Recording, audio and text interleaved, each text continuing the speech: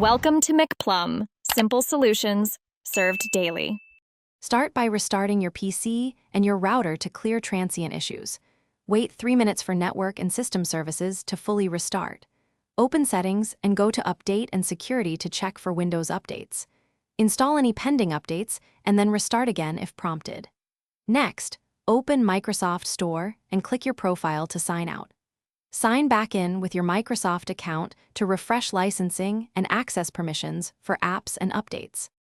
Run WS Reset exe as an administrator to clear the Microsoft Store cache immediately. Wait until a blank store window opens and then close it to complete the reset.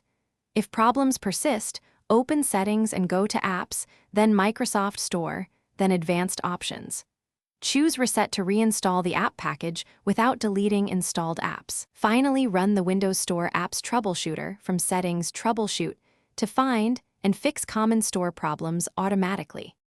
Open PowerShell as administrator to reinstall Microsoft Store using the appropriate Add Apps package commands. Follow on-screen guidance and then reboot your system when PowerShell finishes.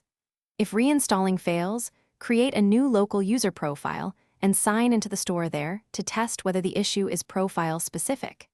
Ensure system date and time are correct and that your network allows HTTPS traffic. As a last resort, consider reset this PC while keeping files, or contact Microsoft. Thanks for watching. Stay juicy and subscribe.